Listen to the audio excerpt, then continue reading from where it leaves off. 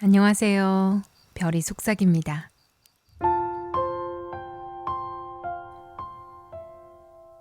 오늘은 사람 일이란 얼마나 뜻대로 되지 않는가. 그걸 유쾌하고도 재치 있게 보여주는 이야기 3편을 함께하려 합니다. 미국 단편문학의 거장 오 헨리의 작품들인데요. 되찾은 개심, 바쁜 중개인의 로맨스, 그리고 붉은 추장의 몸값입니다. 한때는 금고를 털며 살았던 남자는 누군가를 사랑하게 되면서 완전히 다른 사람이 되기로 마음먹습니다. 또 어떤 남자는 연애할 시간이 없이 너무 바쁜 나머지 뜻밖의 실수를 하게 되고요. 그리고 또 한쪽에서는 아이를 유괴해 몸값을 받아내려던 두 사내가 예상치 못한 난관을 겪게 됩니다. 대체 어떤 일들이 벌어지는 걸까? 조금 궁금해지시죠? 잠시 편안히 기대 앉으셔서 오 헨리 특유의 재치와 반전을 천천히 만나보시길 바랍니다.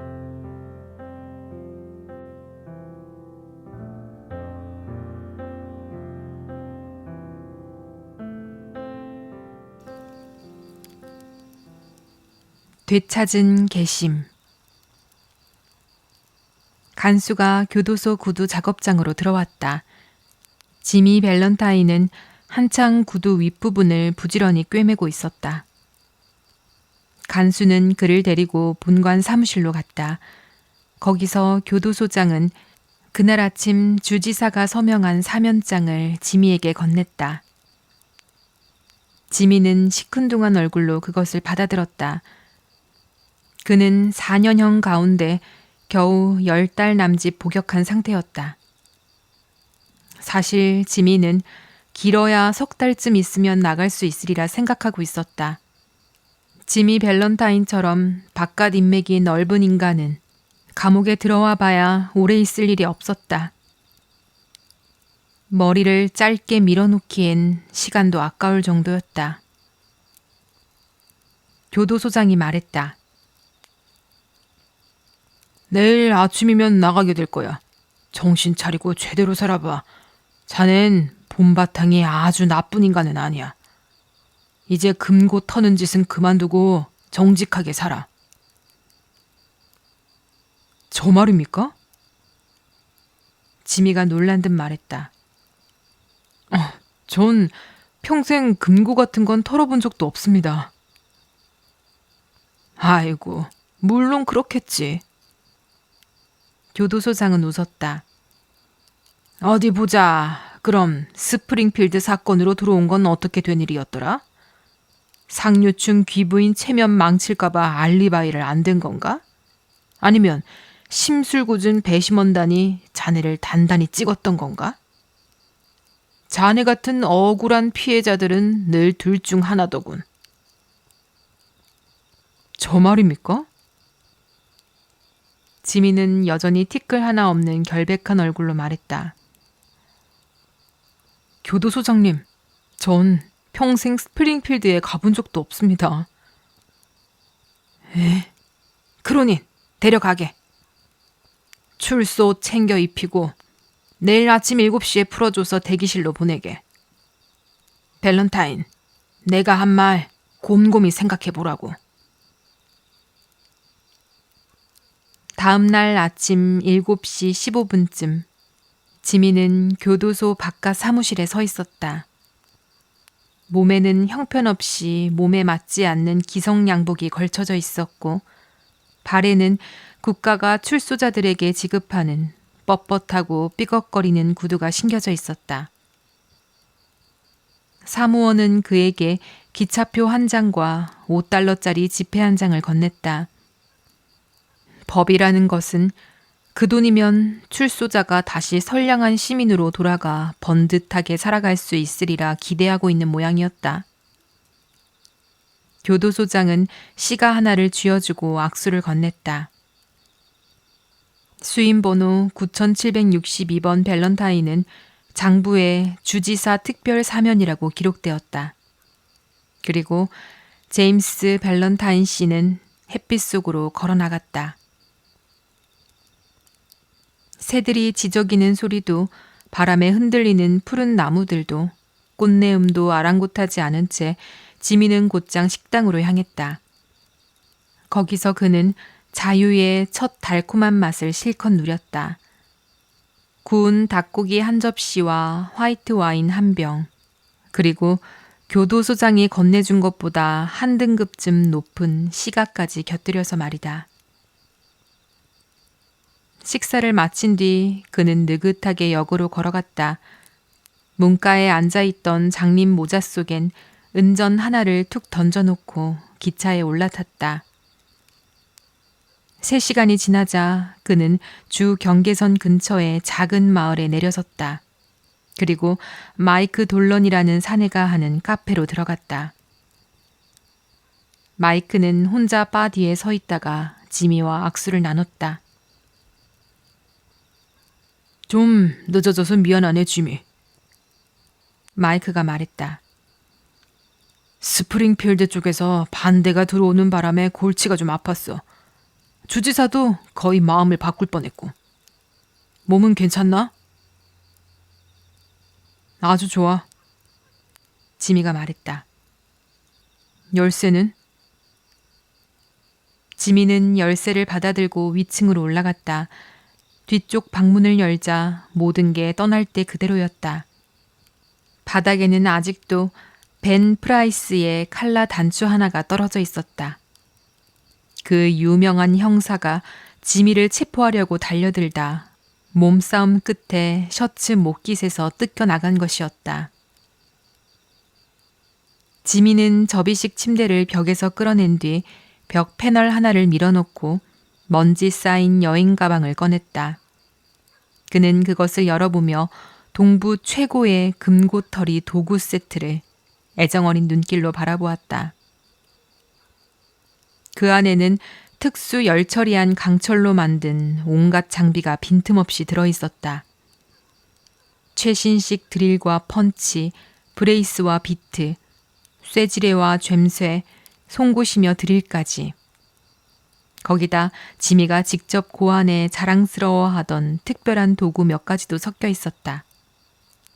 그런 물건을 전문으로 만드는 어느 곳에서 맞춘 것인데 값만 해도 $900가 넘게 들었다. 30분쯤 뒤 지미는 아래층 카페로 다시 내려왔다.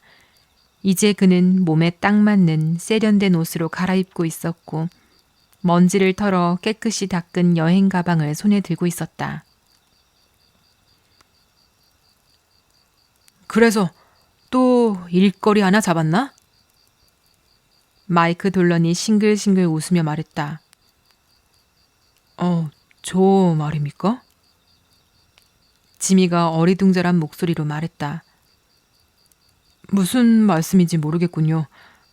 저는 뉴욕 합동 쇼트 스냅, 비스킷, 크래커, 바상밀 회사 외판원입니다만. 그 말이 어찌나 우스웠던지 마이크는 배를 잡고 웃어댔다.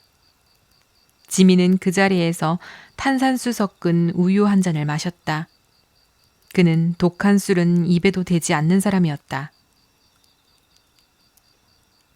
수임번호 9762번 밸런타인이 풀려난 지 일주일쯤 지났을 때였다. 인디애나주 리치먼드에서 말끔한 금고털이 사건 하나가 벌어졌다. 범인을 가리킬 단서는 아무것도 없었다. 다만 털린 돈이 겨우 $800 남짓이라는 점만 빼면 제법 솜씨 좋은 일이었다. 그로부터 2주 뒤에는 로건 스포트의 최신식 방범 금고가 치즈 껍데기 열리듯 손쉽게 뜯겨나갔고 현금 $1,500가 사라졌다. 유가증권과 은화에는 손도 대지 않았다. 그제야 형사들이 슬슬 흥미를 느끼기 시작했다. 얼마 뒤에는 제퍼슨 시티의 구식 은행 금고 하나가 화산처럼 터져버리며 $5,000어치 지폐를 토해냈다. 피해 규모가 이쯤 되자 사건은 마침내 벤 프라이스가 나설 만한 수준이 되었다. 수사관들이 사건 기록을 맞춰보자 범행 수법 사이에 놀라울 만큼 비슷한 점이 있다는 사실이 드러났다. 벤 프라이스는 직접 현장들을 둘러본 뒤 이렇게 말했다고 한다. 이건 댄디 짐 밸런타인 솜씨야. 다시 일 시작했군. 이 다이얼 좀 봐. 비 오는 날 무 뽑듯 쑥 뽑아놨어. 저렇게 할 수 있는 죬새는 놈한테밖에 없어. 그리고 여기 봐. 텀블러 뜯어낸 솜씨가 얼마나 깔끔한지. 지미는 구멍을 하나 이상 뚫는 법이 없거든. 그래, 이번엔 내가 밸런타인 씨를 좀 다시 만나봐야겠어. 다음번엔 특별 사면이니 가명이니 하는 웃기는 일 없이 제대로 썩게 될 거야. 벤 프라이스는 지미의 버릇을 잘 알고 있었다. 스프링필드 사건을 수사하면서 죄다 익혀둔 것들이었다. 먼 거리로 단숨에 튀기, 재빠른 잠적, 공범 없이 움직이기, 그리고 점잖은 사교계를 좋아하는 취향까지. 그런 것들이 바로 밸런타인을 경찰 소나기를 잘 빠져나가는 명수로 만들어준 비결이었다. 벤 프라이스가 그 좀처럼 잡히지 않는 금고털이의 뒤를 쫓기 시작했다는 소문이 퍼지자 방범 금고를 가진 사람들은 한결 마음을 놓는 눈치였다. 어느 오후 지미 밸런타인은 여행 가방 하나를 들고 아칸소의 황량한 떡갈나무 지대 한복판, 철도에서 8km쯤 떨어진 작은 마을 엘모어에 도착했다. 그는 우편 마차에서 내리더니 막 대학을 졸업하고 집에 돌아온 운동선수 같은 말쑥한 차림으로 나무 판자를 깐 보도를 따라 호텔 쪽으로 걸어갔다. 그때 젊은 여인 하나가 길을 건너 그의 곁을 스쳐 지나갔다. 그녀는 모퉁이를 돌아 엘모어 은행이라고 적힌 간판 아래 문 안으로 들어갔다. 지미 밸런타인은 그녀의 눈을 바라본 순간 자기가 누구였는지를 잊어버렸다. 그리고 완전히 다른 사람이 되어버렸다. 그녀는 눈을 내리깔고 살짝 얼굴을 붉혔다. 엘모어 같은 곳에서는 지미처럼 세련되고 멋진 젊은 남자를 좀처럼 보기 어려웠다. 지미는 은행 계단에 주주라도 되는 양 떡 버티고 앉아 빈둥거리던 꼬마 하나를 붙잡았다. 그리고 10센트짜리 동전을 띄엄띄엄 쥐어주며 마을 사정을 이것저것 캐묻기 시작했다. 얼마 뒤 그 젊은 여인은 여행 가방 든 낯선 청년 따위는 전혀 눈에 들어오지 않는다는 듯 우아하게 은행에서 나와 자기 길을 걸어갔다. 저 아가씨가 폼니 심프슨인가? 지미가 아무렇지 않은 척 능청스럽게 물었다. 아니요. 꼬마가 말했다. NLB 애덤스예요. 저 은행 주인 딸인데. 근데 아저씨는 왜 엘모어에 왔어요? 그거 금시계 줄이에요? 난 커서 불도 키울 건데. 10센트 하나만 더 줘요. 지미는 플랜터스 호텔로 가서 랄프 디 스펜서라는 이름으로 쑥박부에 서명하고 방 하나를 잡았다. 그는 프런트 데스크에 기대선 채 직원에게 자기 계획을 늘어놓기 시작했다. 자신이 엘모어에 온 건 자리를 잡고 장사를 시작할 만한 곳인지 알아보기 위해서라는 것. 이 동네에선 구두 장사가 어떤 편인지, 그는 구두 가게를 해볼 생각인데 아직 자리 남은 게 있는지 등등. 지미의 옷차림과 태도는 직원에게 깊은 인상을 남겼다. 그 직원 역시 엘모어 젊은이들 사이에서는 제법 멋쟁이 축에 속했지만 지금 보니 자기 수준이 한참 모자란다는 걸 깨닫는 눈치였다. 그는 지미가 넥타이를 매는 방식을 흘끗흘끗 훔쳐보면서도 아주 친절하게 이것저것 알려주었다. 구두 장사는 분명 전망이 괜찮을 거라고 했다. 이 마을엔 전문 구두 가게가 아직 하나도 없었다. 잡화점이나 건재상에서 구두를 함께 팔고 있을 뿐이었다. 전체적으로 장사도 꽤 잘 되는 편이었다. 스펜서 씨가 정말 엘모어에 자리 잡게 되면 좋겠다고 그는 말했다. 살기 좋은 동네인데다 사람들도 사교적이라는 것이었다. 스펜서 씨는 며칠 머물며 상황을 좀 둘러볼 생각이라고 했다. 짐꾼 소녀는 부르지 않아도 된다고도 했다. 여행 가방은 제 손으로 들고 올라가겠다고. 제법 무거운 짐이었다. 그렇게 지미 밸런타인의 재 속에서 다시 태어난 랄프 스펜서라는 사내는 갑작스럽고도 사람을 바꾸어 놓는 사랑의 불길이 남긴 재 속에서 되살아난 존재는 엘모어에 남아 자리를 잡았다. 그는 구두가게를 열었고 장사는 순조롭게 번창했다.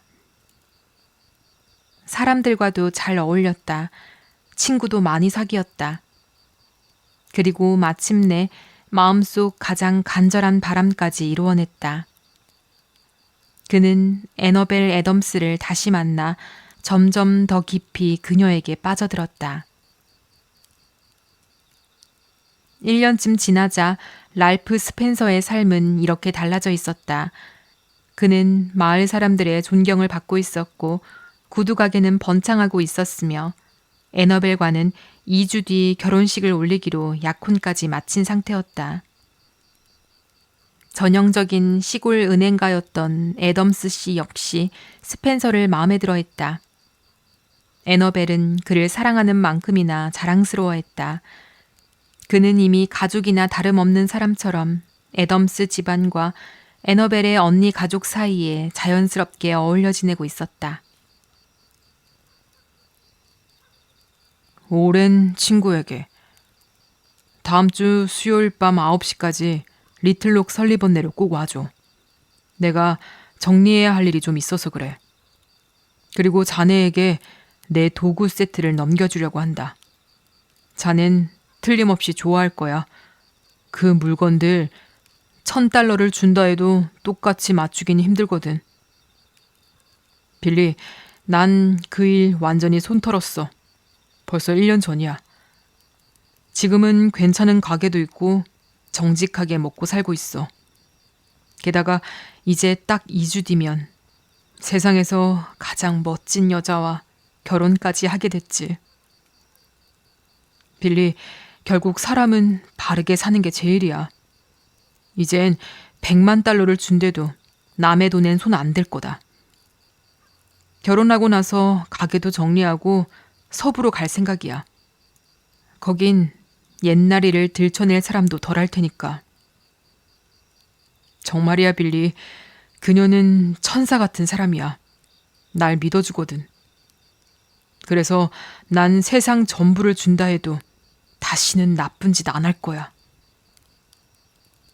꼭 설리번내로 와. 꼭 자네를 봐야겠어. 도구들도 가지고 갈 테니까. 오랜 친구, 지미. 지미가 이 편지를 쓰고 난 뒤 첫 번째 월요일 밤. 형사 벤 프라이스는 눈에 띄지 않는 마차를 타고 슬그머니 엘모어에 들어왔다. 그는 평소처럼 느긋하게 마을을 돌아다니며 필요한 걸 조용히 알아냈다. 그리고 스펜서 구두가게 맞은편 약국에서 랄프 디 스펜서를 한참 바라보았다. 벤은 혼잣말처럼 낮게 중얼거렸다. 은행장 딸과 결혼이라, 지미? 글쎄. 다음 날 아침 지미는 애덤스 집에서 아침을 먹었다. 그날 그는 리틀록으로 가서 결혼식 예복을 맞추고 애너벨에게 줄 근사한 선물도 살 예정이었다. 엘모어에 온 뒤 처음으로 마을을 떠나는 길이었다. 마지막 금고털이 이후 벌써 1년도 더 지났고 이젠 잠깐 밖에 다녀와도 괜찮으리라 그는 생각하고 있었다. 아침 식사를 마친 뒤 가족들은 때를 지어 시내로 함께 나갔다. 애덤스 씨와 애너벨, 지미, 그리고 애너벨의 결혼한 언니와 5살, 9살 난 두 딸까지 모두 함께였다. 그들은 지미가 아직 묵고 있던 호텔 앞을 지나갔다. 지미는 잠깐 위층 자기 방에 올라가 여행 가방을 들고 내려왔다. 그리고 일행은 그대로 은행으로 향했다. 은행 앞에는 지미의 말과 마차가 기다리고 있었고 돌프 깁슨이라는 사내가 그를 기차역까지 태워다 줄 참이었다. 모두가 높고 조각 장식이 들어간 참나무 난간 안쪽 은행 업무실로 들어갔다. 물론 지미도 함께였다. 애덤스 씨의 미래 사위인 그는 어디서든 환영받는 사람이었기 때문이다. 은행 직원들 역시 애너벨 양과 결혼하게 될 잘생기고 부침성 좋은 청년에게 반갑게 인사를 건넸다. 지미는 여행 가방을 바닥에 내려놓았다. 애너벨은 젊음과 행복으로 마음이 들떠 있었다. 그녀는 장난스럽게 지미의 모자를 자기 머리에 얹고 여행 가방까지 집어들었다. 나 외판원 해도 꽤 잘 어울리지 않아요? 애너벨이 웃으며 말했다. 어머, 랄프, 이거 정말 무겁네요. 금괴라도 들은 것 같아요.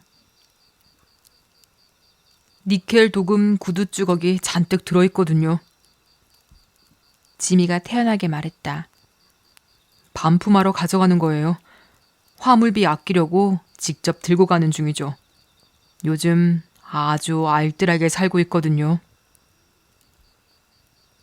엘모어 은행은 얼마 전 새 금고와 금고실을 들여놓은 참이었다.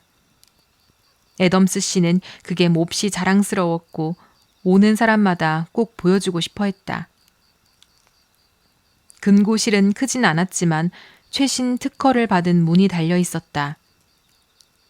굵은 강철 볼트 3개가 손잡이 하나로 동시에 잠기도록 되어 있었고 시간 잠근 장치까지 달려 있었다. 애덤스 씨는 밝은 얼굴로 작동 방식을 설명했고 스펜서 씨는 예의 바르게 고개를 끄덕이며 듣고 있었다. 다만 지나치게 관심 있어 보이지는 않게 적당히 맞춰가면서. 어린 메이와 애거사는 반짝이는 금속 장치와 우스꽝스러운 시계, 손잡이들에 푹 빠져 있었다. 바로 그때 형사 벤 프라이스가 느긋하게 안으로 들어와 난간에 팔꿈치를 괴고 섰다. 그는 창구 직원에게 볼 일은 없다고 아는 사람 하나 기다리는 중이라고만 말했다. 그 순간이었다. 여자들의 짧은 비명과 함께 은행 안이 갑자기 소란스러워졌다. 9살 난 메이가 장난삼아 애거사를 금고실 안에 밀어 넣었던 것이다. 어른들이 못 보는 사이 아이는 애덤스 씨가 하는 걸 흉내내며 볼트를 밀어 잠그고 다이얼까지 돌려버렸다. 늙은 은행장은 황급히 손잡이를 붙잡고 열어보려 했다. 하지만 잠시 뒤 그는 신음하듯 말했다. 안 열린다. 시계장치도 감아놓지 않았고 번호 설정도 안 돼 있어. 애거사의 어머니는 거의 발작하듯 다시 비명을 질렀다. 조용히들 좀. 애덤스 씨가 떨리는 손을 들어 말했다. 잠깐만 다들 조용히 해봐. 애거사? 그는 있는 힘껏 소리쳤다. 내 말 들리니? 모두 숨을 죽인 순간 어두운 금고 안에서 겁에 질린 아이가 마구 울부짖는 흐릿한 소리가 겨우 들려왔다. 우리 애기. 엄마가 울부짖었다. 저러다 겁에 질려 죽겠어요. 문 좀 열어요. 제발 부서서라도 좀 열어봐요. 당신들 남자들이 뭐라도 좀 해봐요. 저 문 열 수 있는 사람은 리틀로까지 가야 나올 거야. 애덤스 씨가 떨리는 목소리로 말했다. 세상에, 스펜서 씨, 어떻게 해야 하지? 저 아이 오래 못 버틸 걸세. 공기도 부족할 텐데 겁먹어서 경련이라도 일으키면. 애거사의 엄마는 거의 제정신이 아니었다. 그녀는 두 손으로 금고문을 마구 두드려댔다. 누군가는 다이너마이트라도 써야 한다고 정신없이 외쳤다. 애너벨은 커다란 눈 가득 고통을 담은 채 지미를 돌아보았다. 하지만 아직 절망한 눈빛은 아니었다. 사랑하는 남자라면 무엇이든 해낼 수 있으리라고 믿는 것이 여자라는 존재이니까. 랄프, 뭐라도 해봐요. 제발 어떻게든. 지미는 그녀를 바라보았다. 입가에는 이상할 만큼 부드러운 미소가 어려 있었고 눈빛은 조용히 빛나고 있었다. 애너벨, 그가 말했다. 가슴에 단 장미꽃, 나한테 줄 수 있겠어요? 그녀는 잠시 자기 귀를 의심했다. 하지만 곧 옥깃에 꽂혀 있던 장미 봉오리를 떼어 그의 손에 올려놓았다. 지미는 그것을 조끼 주머니에 넣고 코트를 벗어 던진 뒤 셔츠 소매를 걷어올렸다. 그 순간 랄프 디 스펜서는 사라졌다. 그리고 그 자리에 다시 지미 밸런타인이 돌아왔다. 다들 문에서 물러서요. 그가 짧게 말했다. 지미는 여행 가방을 테이블 위에 올려놓고 활짝 펼쳤다. 그 순간부터 그는 마치 다른 사람들의 존재를 완전히 잊어버린 사람 같았다. 그는 반짝이는 낯선 도구들을 빠르고 가지런하게 늘어놓았다. 그리고 일을 할 때마다 늘 그랬듯 낮게 휘파람까지 불기 시작했다. 사람들은 꼼짝도 하지 못한 채 숨죽이고 그를 바라보았다. 마치 무언가에 홀린 사람들처럼. 잠시 뒤 지미가 아끼던 드릴이 강철문을 부드럽게 파고들기 시작했다. 그리고 10분 뒤 그는 자기 기록까지 깨버린 속도로 볼트를 밀어젖히고 금고문을 열어버렸다. 거의 기절 직전이었던 애거사는 무사히 엄마 품에 안겼다. 지미 밸런타인은 조용히 코트를 걸쳤다. 그리고 난간 바깥쪽을 지나 현관문 쪽으로 걸어갔다. 걸어가면서 그는 아주 멀리서 누군가 랄프 하고 부르는 목소리를 들은 것 같았다. 한때 자기 이름처럼 익숙했던 목소리였다. 하지만 그는 한 번도 걸음을 멈추지 않았다. 문 앞에는 덩치 큰 사내 하나가 길을 막듯 서 있었다. 안녕, 벤. 지미가 그 이상한 미소를 띤 채 말했다. 결국 날 찾아냈군. 좋아, 갑시다. 이제 와선 별 차이도 없을 것 같으니까. 그러자 벤 프라이스는 조금 이상한 행동을 했다. 사람 잘못 보셨군요, 스펜서 씨. 그가 말했다. 난 당신 같은 분은 처음 보는데요. 마차 기다리고 있지 않습니까? 그리고 벤 프라이스는 몸을 돌려 천천히 거리 아래로 걸어 내려갔다.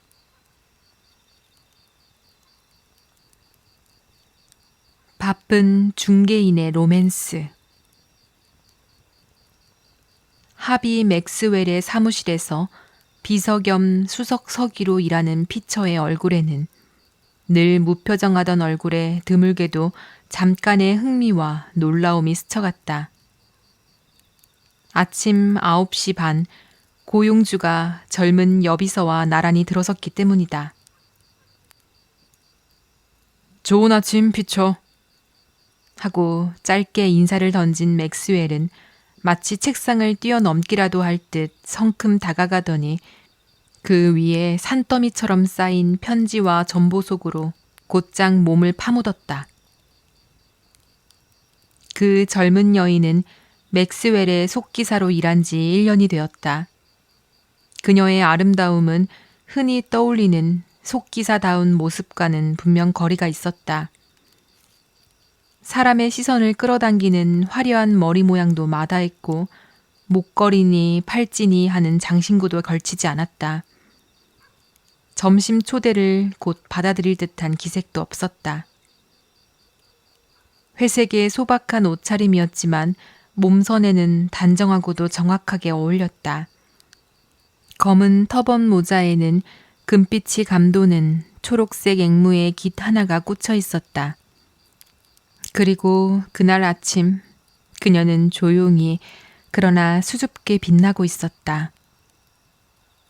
눈빛은 꿈결처럼 맑았고 뺨은 복숭아 빛으로 은은히 물들었으며 표정에는 어딘가 지난 일을 떠올리는 듯한 행복이 배어 있었다.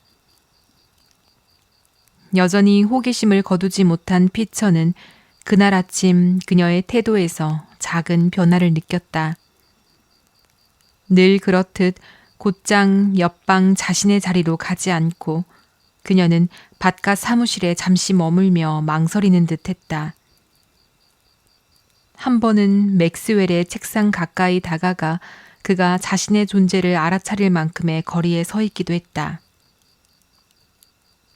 그 책상 앞에 앉아있는 존재는 더 이상 사람이 아니었다. 그것은 톱니가 윙윙 돌아가고 스프링이 쉼없이 풀려나가는 뉴욕의 바쁜 중개 기계였다. 그래, 무슨 일이지? 할 말 있어? 맥스웰이 날카롭게 물었다. 막 뜯어낸 우편물들이 빽빽한 책상 위에 마치 무대의 눈더미처럼 흩어져 있었다. 그의 날카로운 회색 눈이 무심하고 성급한 빛으로 그녀를 번뜩이며 스쳤다. 아니에요. 여비서는 작은 미소를 지으며 물러섰다. 저 피처 씨, 그녀가 서기에게 말했다. 어제 맥스웰 씨가 새 속기사를 구하겠다는 말씀을 하셨나요? 예, 하셨습니다. 피처가 대답했다. 한 사람 더 드리라고 하시더군요. 어제 오후에 중개소에 연락해서 오늘 아침 몇 명 보내달라고 해두었습니다. 지금 9시 45분인데 번쩍이는 모자도 파인애플 껌도 아직 하나 안 나타났네요. 그럼 세 사람이 올 때까지는 제가 예전처럼 일을 맡을게요. 그녀가 말했다. 그리고 곧장 자기 자리로 가 금빛과 초록빛이 어우러진 앵무깃이 달린 검은 터번 모자를 늘 걸어두던 자리에 조심스럽게 걸어두었다. 맨해튼에서 바쁜 중개인이 한창 일에 몰두한 모습을 한 번도 보지 못한 사람이라면 인간을 연구하는 일에는 어딘가 부족함이 있을 것이다. 시인은 영광으로 가득 찬 빽빽한 시간을 노래하지만 중개인의 시간은 그보다 더하다. 시간은 물론이거니와 분과 초마저도 앞뒤 승강대에 매달려 빈틈없이 들어차 있는 듯하다. 그리고 그날은 하비 맥스웰에게 그런 날이었다.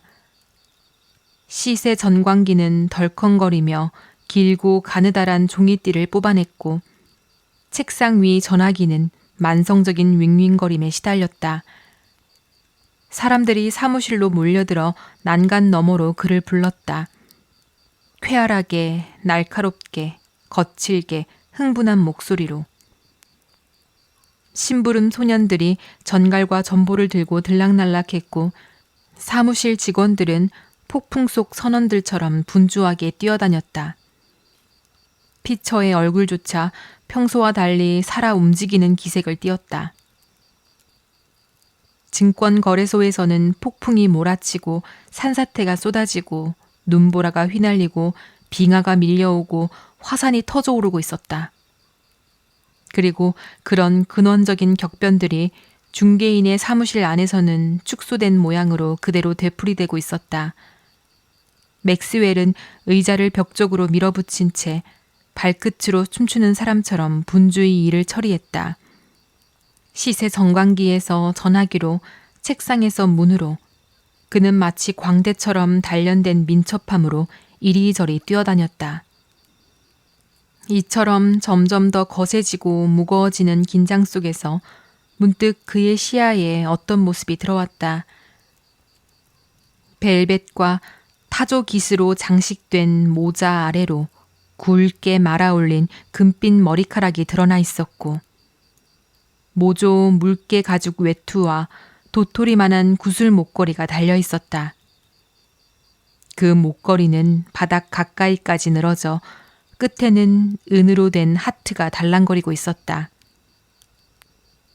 그 모든 장식을 걸친 채 스스로를 당당히 지탱하는 한 젊은 여인이 서 있었고 피처가 그 사정을 설명해 주었다.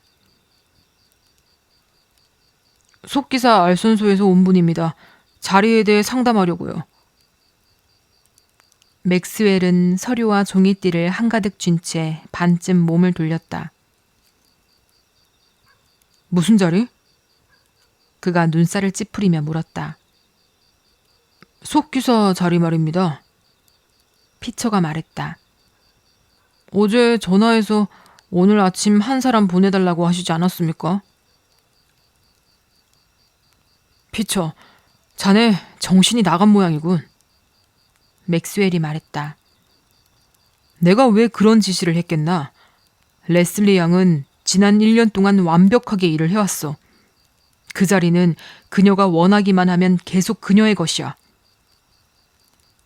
여기 빈자리는 없어, 부인. 피처, 그 주문 취소하게. 그리고 더는 이런 사람들 데려오지 말게. 은빛 하트는 사무실을 떠나면서 가구 여기저기에 부딪히며 제멋대로 흔들렸다. 피처는 그 틈을 타 회계 담당에게 영감님이 날이 갈수록 더 건망증이 심해지는 것 같다고 중얼거렸다. 업무의 물결은 더욱 거세지고 빨라졌다. 거래소에서는 맥스웰의 고객들이 크게 투자한 종목 몇 개가 거칠게 요동치고 있었다. 매수와 매도 주문이 제비떼처럼 빠르게 오갔다. 그의 개인 자산 일부도 위태로운 상황이었고 그는 고속으로 맞물린 정밀한 기계처럼 움직이고 있었다. 팽팽히 긴장된 채 전속력으로 한치의 오차도 없이 망설임 없이 말과 판단과 행동이 시계처럼 정확하게 이어졌다. 주식과 채권, 대출과 담보, 증거금과 유가증권. 그곳은 금융의 세계였고 그 안에는 인간의 세계도 자연의 세계도 끼어들 틈이 없었다. 점심시간이 가까워지자 소라는 잠시 잦아들었다. 맥스웰은 책상 곁에 서 있었다. 손에는 전보와 메모가 가득 들려 있었고 만년필은 오른쪽 귀 위에 꽂혀 있었으며 머리카락은 이마 위로 흐트러져 늘어져 있었다. 창문은 열려 있었다. 사랑스러운 관리인인 봄이 이제 막 깨어나는 대지의 숨구멍을 통해 따뜻한 기운을 조금 불어넣고 있었기 때문이다. 그 열린 창으로 어디선가 떠돌다 어쩌면 길을 잃은 향기가 스며들었다. 라일락의 은은하고 달콤한 향기였다. 그 향기는 맥스웰을 한순간 꼼짝 못하게 붙들어 두었다. 그것은 레슬리 양의 향기였고 오직 그녀에게만 속한 것이었다. 그 향기는 그녀를 또렷하게 거의 손에 닿을 듯 생생하게 그의 앞에 불러냈다. 금융의 세계는 순식간에 한 점으로 줄어들었다. 그리고 그녀는 바로 옆방에 있었다. 20걸음 거리. 이럴 수가. 지금 말해야겠군. 맥스웰이 반쯤 혼잣말처럼 중얼거렸다. 왜 진작 하지 않았지? 그는 공매도 포지션을 서둘러 메우려는 사람처럼 급히 안쪽 사무실로 뛰어들었다. 속기사의 책상 앞으로 곧장 다가섰다. 그녀는 미소를 지으며 그를 올려다보았다. 연한 분홍빛이 뺨 위로 번졌고 눈빛은 부드럽고 솔직했다. 맥스웰은 그녀의 책상에 팔꿈치를 기대었다. 두 손에는 여전히 종이들이 흔들리고 있었고 만년필은 귀 위에 꽂힌 채였다. 레슬리 양. 그가 숨가쁘게 말했다. 시간이 잠깐밖에 없습니다. 그 사이에 한마디 해야겠어요. 나와 결혼해 주겠습니까? 보통 방식으로 구애할 시간은 없었지만 난 정말 당신을 사랑합니다. 빨리 대답해 주세요. 지금 저 사람들이 유니온 퍼시픽을 마구 두들기고 있어요. 무슨 말씀을 하시는 거예요? 젊은 여인이 외쳤다. 그녀는 자리에서 일어나 눈을 크게 뜨고 그를 바라보았다. 이해가 안 되나요? 맥스웰이 초조하게 말했다. 당신과 결혼하고 싶습니다. 당신을 사랑해요, 레슬리 양. 말할 기회를 찾고 있었는데 잠깐 틈이 생겼을 때 붙잡은 겁니다. 지금 전화가 나를 부르고 있어요. 잠깐만 기다리라고 해줘, 피처. 레슬리 양, 대답해 주시겠어요?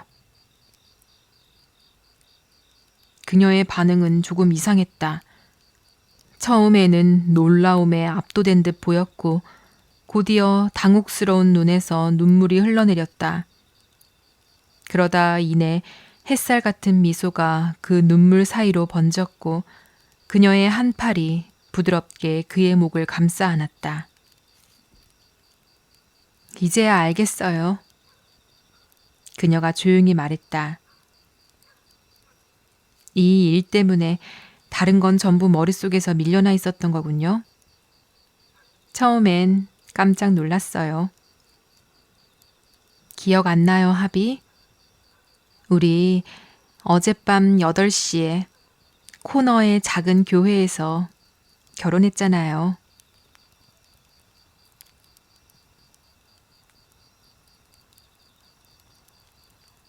붉은 추장의 몸값. 처음엔 꽤 그럴듯한 일거리처럼 보였다. 하지만 이야기를 끝까지 들어보면 생각이 달라질 것이다. 그 무렵 우리는 남부, 그러니까 엘라베마에 내려가 있었다. 빌 드리스콜과 나 둘이서. 바로 거기서 이 유괴 계획이 머릿속에 떠올랐다. 나중에 빌은 그걸 두고 잠시 머리가 어떻게 됐던 순간이었다고 말했지만 우린 그 사실을 한참 뒤에야 깨달았다. 그 아래쪽에 서밋이라는 마을이 하나 있었는데 이름은 거창해도 팬케이크처럼 납작한 동네였다.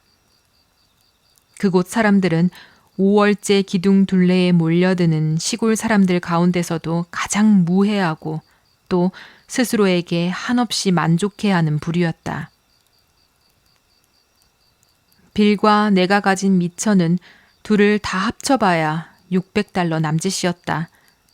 그런데 일리노이 서부에서 가짜 택지 사업 한탕을 벌이려면 딱 2,000달러가 더 필요했다. 우리는 호텔 현관 계단에 앉아 그 문제를 의논했다. 작은 지방 마을 사람들은 자식 사랑이 유난히 강하다는 데 의견이 모였다. 그러니 여러모로 보아 유괴 같은 일은 사복 형사들이 들쑤시고 다니는 도시 근처보다는 그런 시골 동네에서 더 잘 먹힐 터였다. 서밋쯤 되는 곳이라면 우리를 쫓아봐야 기껏해야 보안관 몇 명, 게으른 사냥개 서너 마리, 그리고 주간 농민통신에 실릴 호통 섞인 사설 몇 줄 정도가 전부일 거라고 우리는 생각했다. 그래서 보기엔 아주 괜찮은 계획 같았다. 우리가 표적으로 고른 건 에비니저 도싯이라는 유지의 외아들이었다. 그 아버지는 점잖고 인색한 사람이었다. 담보 잡는 일에 밝았고 교회에선 엄숙한 얼굴로 헌금 접시를 돌렸지만 빚 도촉이나 재산 압류에도 전혀 인정이 없는 인간이었다. 아이는 10살짜리 사내였는데 얼굴엔 죽은 깨가 다닥다닥 박혀 있었고 머리카락은 기차 탈 때 갑판대에서 집어드는 싸구려 잡지 표지 같은 색깔이었다.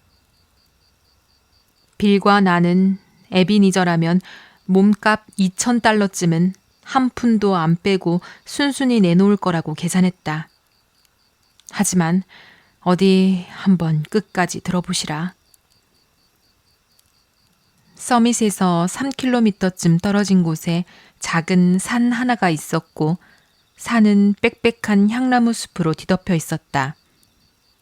산 뒤편 비탈에는 동굴도 하나 있었다. 우린 거기에 먹을거리들을 숨겨두었다. 어느 날 해가 막 진 저녁, 우리는 마차를 몰고 늙은 도시새 집 앞을 지나갔다. 그 아이는 길 한복판에 서서 맞은편 울타리 위 새끼 고양이에게 돌을 던지고 있었다. 이봐, 꼬마야. 빌이 말했다. 사탕 한 봉지랑 신나는 마차 구경하고 싶지 않니? 그러자 그 녀석은 벽돌 조각 하나를 집어 빌의 눈에 정확하게 꽂아 넣었다. 이제 저 녀석 애비한테 500달러 더 받아내야겠군. 빌은 바퀴를 붙잡고 몸을 일으키며 말했다. 그 꼬마는 마치 미들급 불곰처럼 사납게 덤벼들었다. 그래도 끝내 우리는 녀석을 마차 바닥에 처박아 놓고 달아났다. 아이를 산속 동굴까지 데려간 뒤 나는 향나무 숲에 말을 메어두었다. 어두워진 뒤에야 마차를 빌렸던 5km 떨어진 작은 마을까지 몰고 가서 돌려준 다음 다시 산으로 걸어 돌아왔다. 빌은 얼굴 여기저기에 난 긁힌 자국과 멍 위에 반창고를 붙이고 있었다. 동굴 입구의 커다란 바위 뒤에서는 불이 타오르고 있었고 그 꼬마는 끓는 커피 냄비를 들여다보며 앉아 있었다. 새빨간 머리에는 독수리 꼬리깃 2개를 꽂은 채였다. 내가 가까이 다가가자 녀석은 막대기를 내 쪽으로 휙 겨누며 외쳤다. 하! 이 저주받은 창백한 얼굴놈아! 감히 붉은 추장의 야영지에 발을 들이다니! 대평원을 공포에 떨게 한 붉은 추장님 마피다! 이제 완전히 신났어. 빌은 바짓가랑이를 걷어올리고 정강이에 든 멍을 들여다보며 말했다. 인디언 놀이 하는 중이거든. 어찌나 요란한지 버팔로 빌쇼도 애들 장난처럼 보일 지경이야. 난 늙은 사냥꾼 행크고 붉은 추장한테 붙잡힌 포로야. 새벽이 되면 두피가 벗겨질 예정이지. 맙소사. 이 꼬마 발길질 한번 정말 매섭다니까. 정말이지 그 애는 세상 누구보다 신이 나 보였다. 동굴에서 야영을 한다는 재미에 푹 빠진 나머지 자기가 납치당한 몸이라는 사실조차 까맣게 잊어버린 듯했다. 녀석은 곧장 내게 뱀눈깔 첩자라는 이름을 붙여주더니 자기 전사들이 전쟁터에서 돌아오면 해 뜰 무렵 나를 말뚝에 묶어 구워 죽일 거라고 선언했다.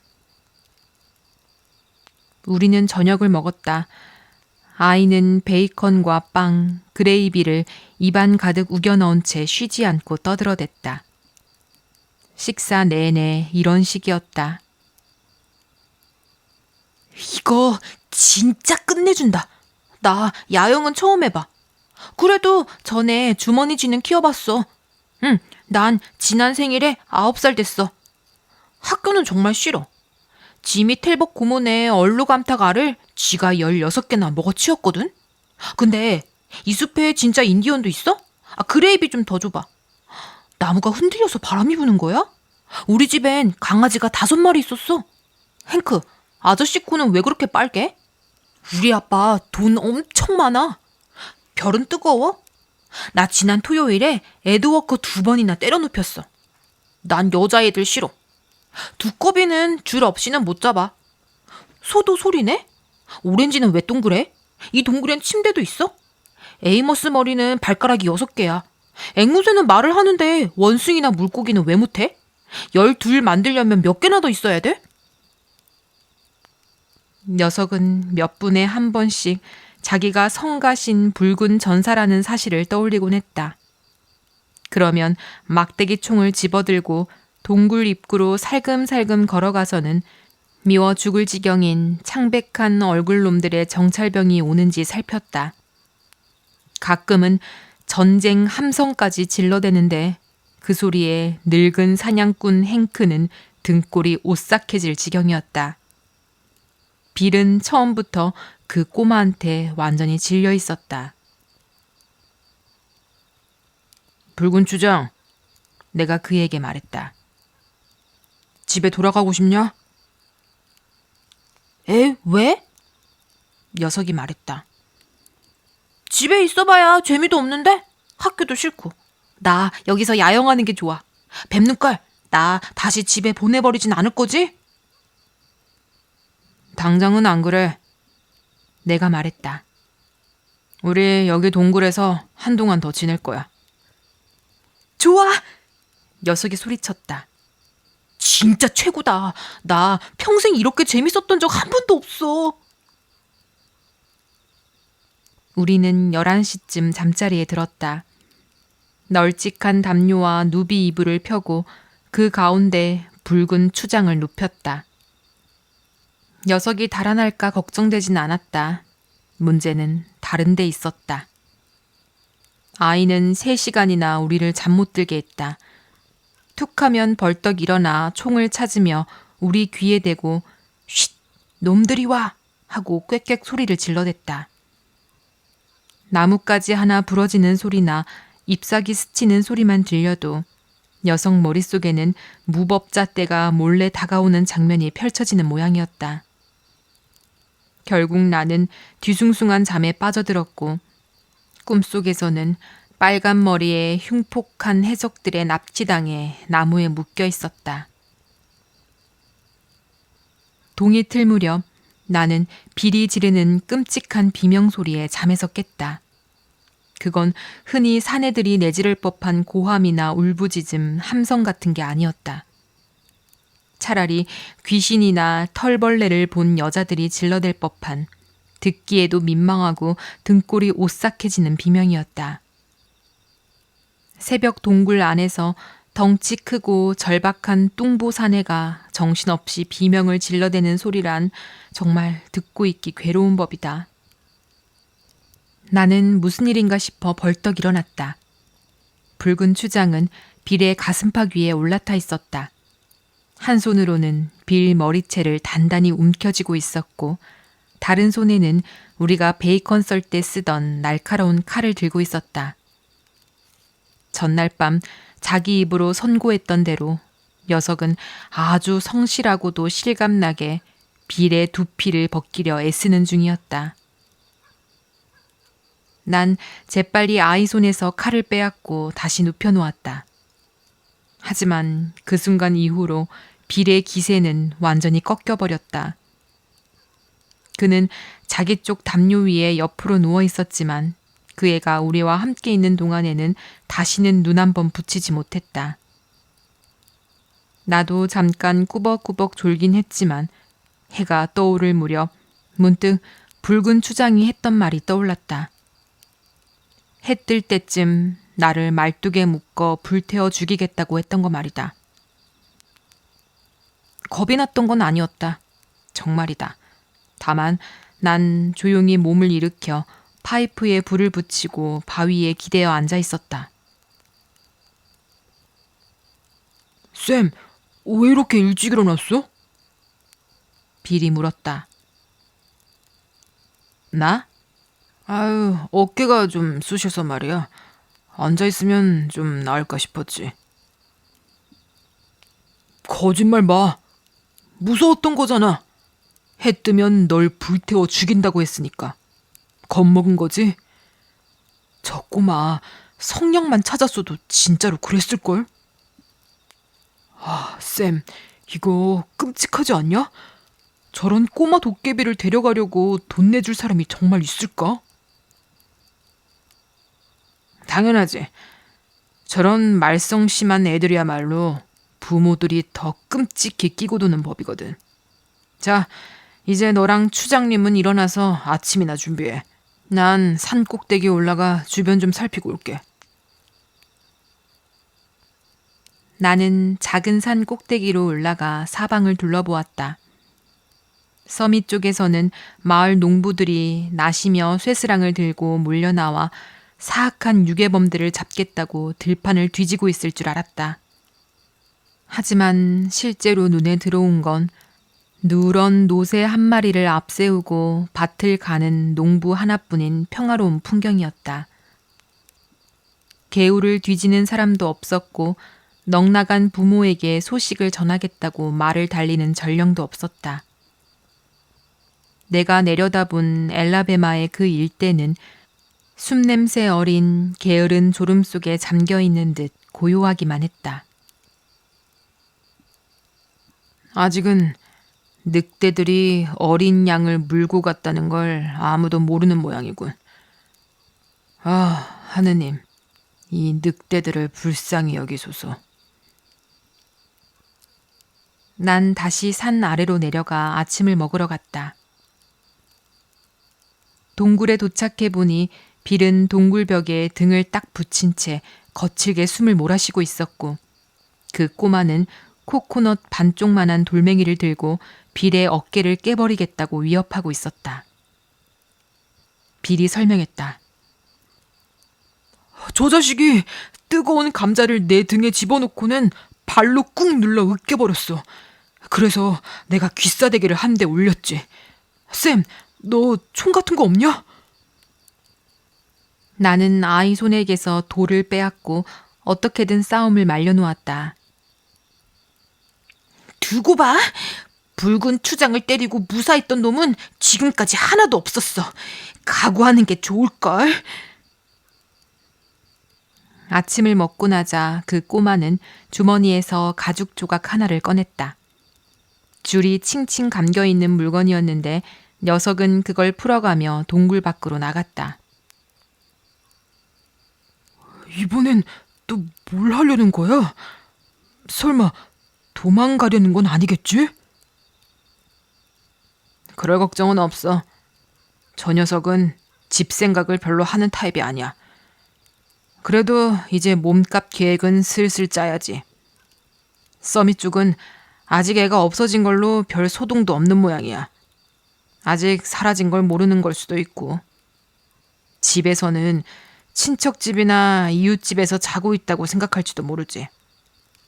어쨌든 오늘쯤 되면 없어진 걸 알아차릴 거야. 오늘 밤엔 그의 애비한테 몸값 2,000달러를 요구하는 편지를 보내야겠어.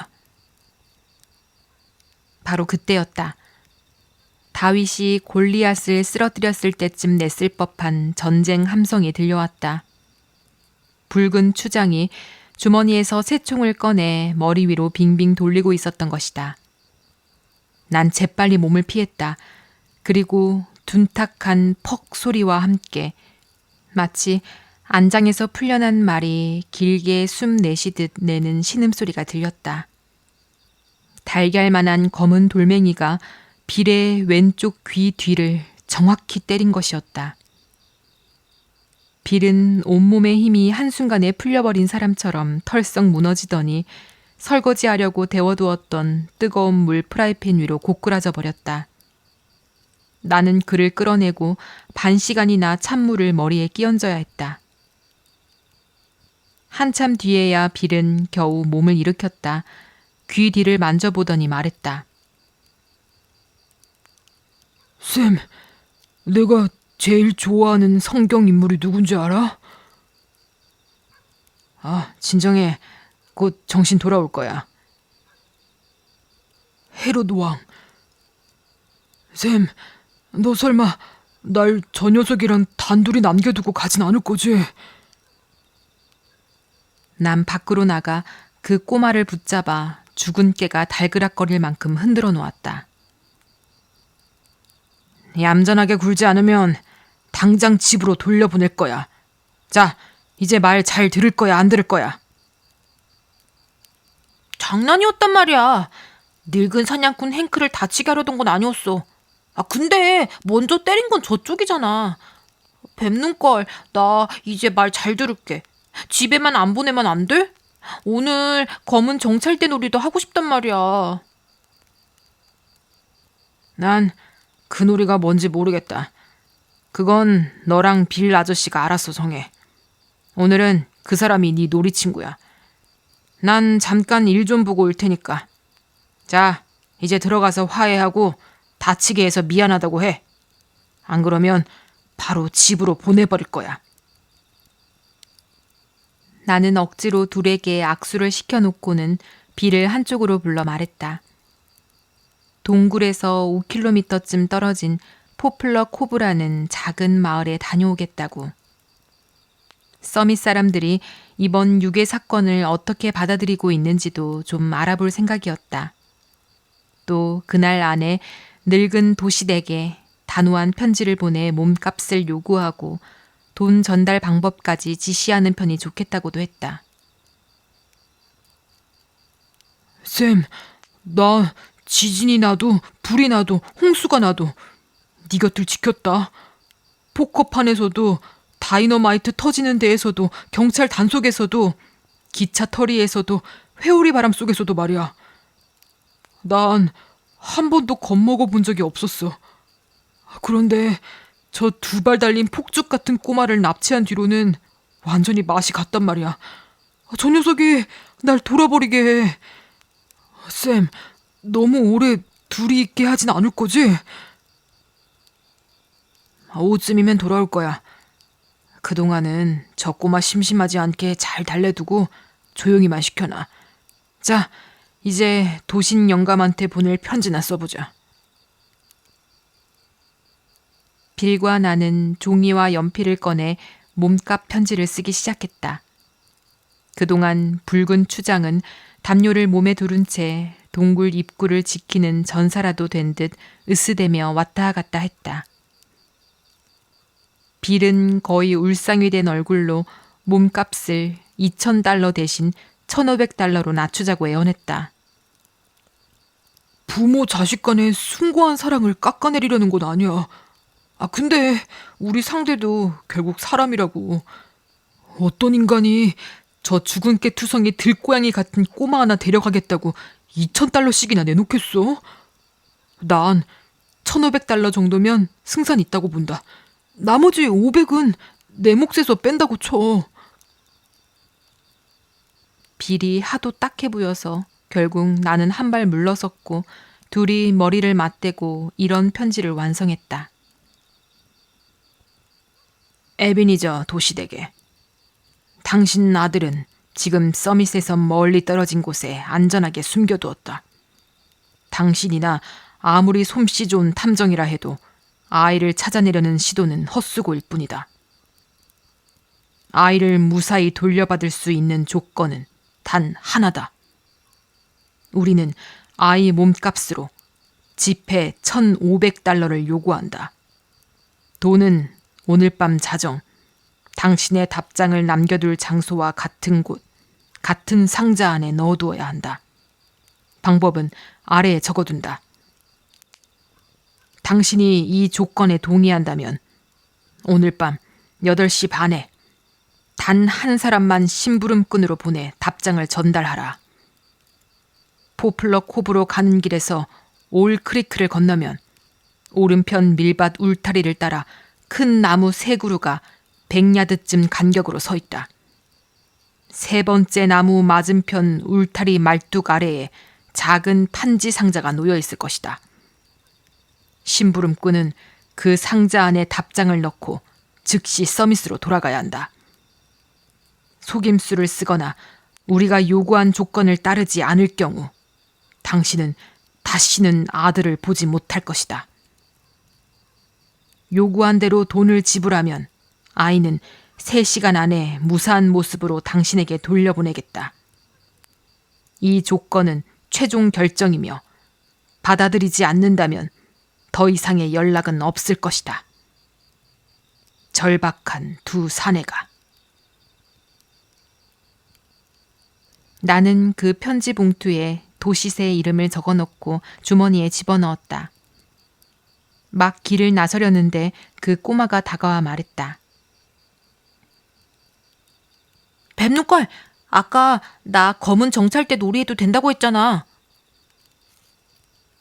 물론이지. 빌 아저씨가 같이 놀아줄 거야. 근데 그건 또 무슨 놀이냐? 난 검은 정찰대야. 붉은 추장이 말했다. 인디언들이 몰려온다고 개척민들한테 알리러 요새까지 달려가야 해. 맨날 인디언만 하는 건 이제 지겨워. 오늘은 검은 정찰대 할래. 좋아. 들어보니 별 위험한 놀이는 아닌 것 같네. 빌 아저씨가 그 성가신 야만인들 물리치는 걸 도와주겠지. 넌 뭘 하면 되는데? 빌이 아이를 수상쩍게 바라보며 물었다. 아저씨는 말이야. 검은 정찰대가 말했다. 엎드려. 손이랑 무릎 짚고. 말 없이 내가 어떻게 요새까지 달려가. 저 녀석 기분 맞춰줘. 계획이 제대로 굴러가기 전까진 얌전히 붙들어 놔야 하잖아. 좀 맞춰주라고. 빌은 마지못해 네 발로 엎드렸다. 덫에 걸린 토끼 같은 눈빛이 그의 얼굴에 떠올랐다. 요새까진 얼마나 먼데 꼬마? 빌이 쉰 목소리로 물었다. 145km. 검은 정찰대가 말했다. 시간 맞추려면 죽어라 뛰어야 해. 자, 이랴! 검은 정찰대는 빌의 등에 훌쩍 올라타더니 발꿈치로 옆구리를 푹푹 찔러댔다. 제발, 쌤. 일 끝나면 당장 돌아와. 괜히 몸값을 $1,000 넘게 부른 것 같아. 야, 발로 그만 차. 안 그러면 진짜 혼난다. 나는 포플러 코브까지 걸어가 우체국과 잡화점 근처를 서성였다. 물건 사러 들어오는 촌사람들과 이런저런 이야기도 나눴다. 수염 덥수룩한 사내 하나가 그러는데 서밋에서는 에비니저 도시 장로 아들이 없어졌다고 난리라는 소문이 돌고 있다고 했다. 내가 알고 싶던 건 딱 그것뿐이었다. 나는 담배도 좀 사고 검은 콩갑 이야기를 아무렇지 않게 꺼내며 시간을 보내다가 슬쩍 편지를 붙이고 돌아섰다.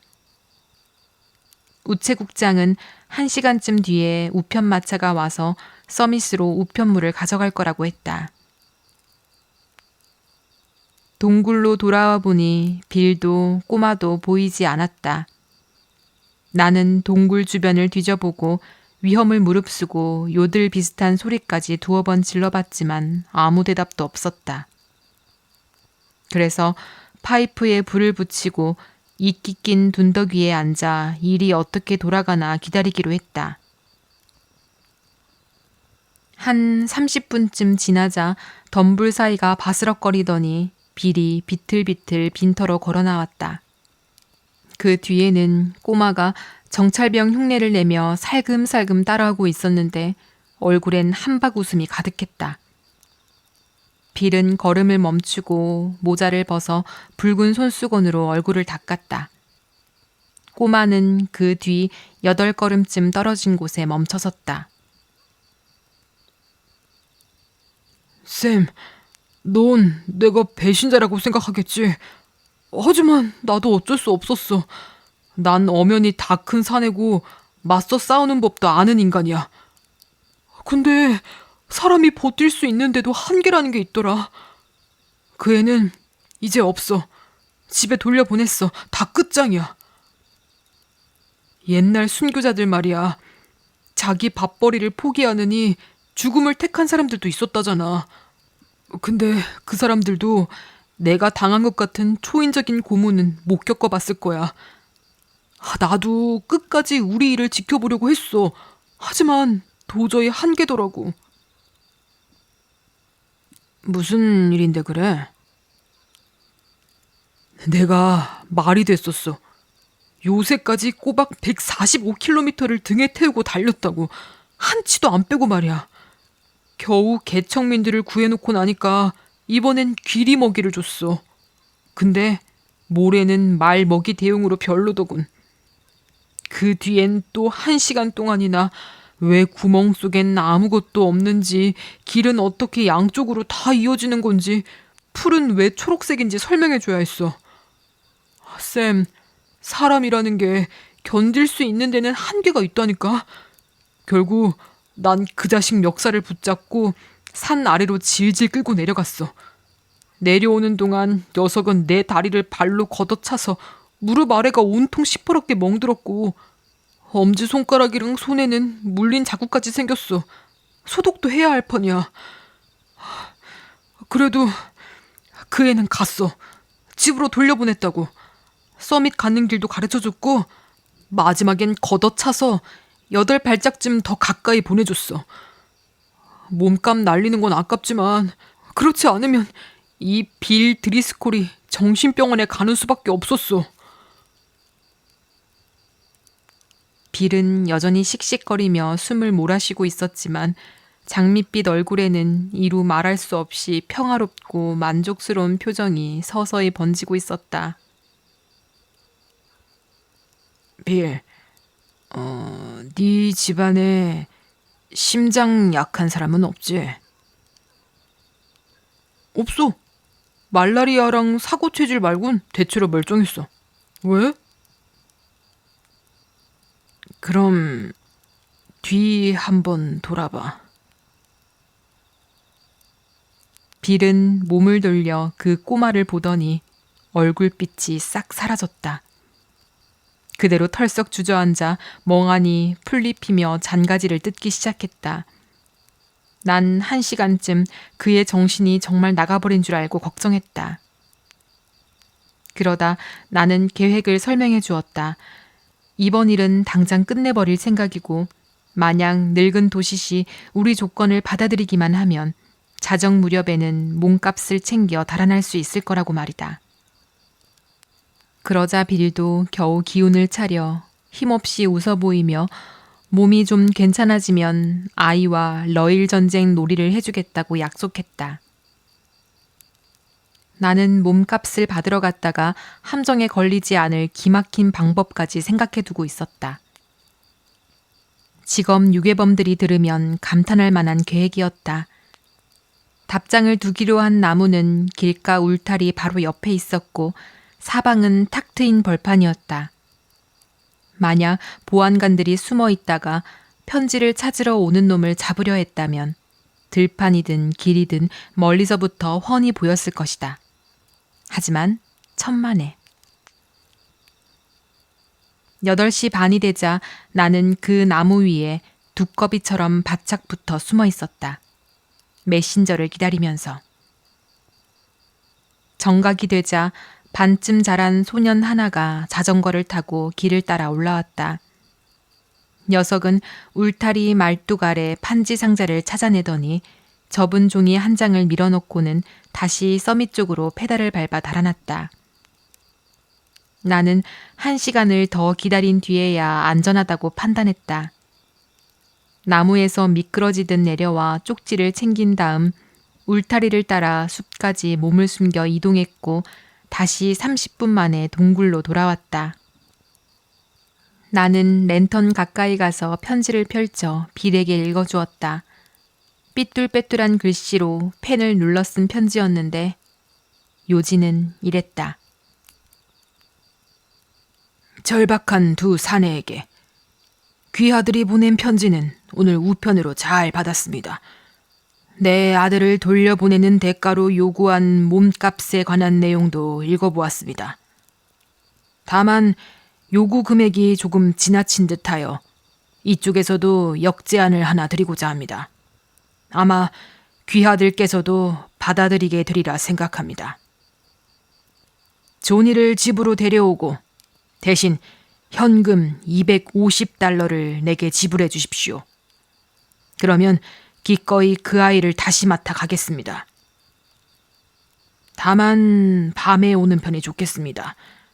동네 사람들은 아직 아이가 길을 잃은 줄로만 알고 있는데 누군가 그 애를 데리고 돌아오는 모습을 보게 되면 무슨 일을 벌일지 나로서도 책임질 수 없기 때문입니다. 존경을 담아 에베니저 도싯. 세상에 맙소사. 이런 뻔뻔한. 하지만 나는 비를 힐끗 보고는 말을 멈췄다. 그 순간 그의 눈빛은 내가 이제껏 말 못하는 짐승이든 말하는 인간이든 통틀어 본 것 중에 가장 애처로웠다. 쌤, 생각해보면 250달러가 뭐 대단한 돈이냐? 우린 그 정도 돈은 있어. 저 꼬마랑 하루만 더 지내면 난 진짜 정신병원 신세야. 게다가 도시 씨는 아주 훌륭한 신사일 뿐 아니라 우리한테 그런 후한 제안까지 해준 통 큰 사람이잖아. 설마 이 기회를 놓치진 않겠지? 사실대로 말하자면 빌, 저 어린 양 같은 자식이 나도 슬슬 질리기 시작했어. 그냥 집에 데려다주고 돈 물어주고 얼른 튀자고. 우리는 그날 밤 아이를 집으로 데려갔다. 아버지가 은장식 달린 소총이랑 목하신 한 켤레를 사놨고 내일은 곰 사냥을 갈 거라고 꼬드겨서 겨우 데리고 갈 수 있었다. 우리가 에베니저 도시집 현관문을 두드린 건 정확히 자정이었다. 원래 계획대로라면 그 시각 나는 나무 아래 상자에서 1,500달러를 꺼내고 있어야 했다. 하지만 실제로는 빌이 도시 손바닥 위에 250달러를 한 장 한 장 세어 올려놓고 있었다. 우리가 자기를 집에 두고 떠나려 한다는 걸 알아차리자 그 꼬마는 증기 오르간처럼 악을 쓰며 울기 시작하더니 빌 다리에 거머리처럼 매달려 버렸다. 아버지는 그걸 마치 커다란 반창고 떼어내듯 조금씩 억지로 떼어냈다. 얼마나 붙잡아 둘 수 있겠소? 빌이 물었다. 예전만큼 힘이 좋진 않습니다만. 늙은 도시시 말했다. 한 10분쯤은 장담할 수 있겠군요. 충분하오. 10분이면 난 중부고 남부고 서부고 모조리 가로질러 캐나다 국경까지 냅다 달리고 있을 테니까. 그리고 그날 밤이 아무리 캄캄했고 빌이 아무리 뚱뚱했으며 또 내가 아무리 발 빠른 사람이라 해도 내가 그를 따라잡았을 때는 이미 서밋에서 2km쯤이나 달아난 뒤였다.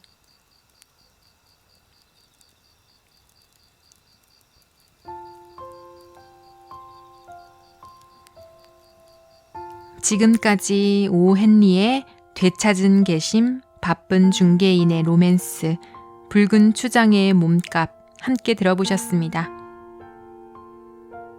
근고털이었던 남자는 끝내 자신의 과거를 숨기지 못했지만 오히려 그 순간 진짜 새로운 사람이 되어 있었는지도 모르겠습니다. 또 너무 바빠 사랑조차 돌아볼 틈 없던 남자는 자신이 이미 결혼했다는 사실도 잊은 채 엉뚱하게 다시 청혼을 하게 되었고요. 다행히 같은 여자에게요.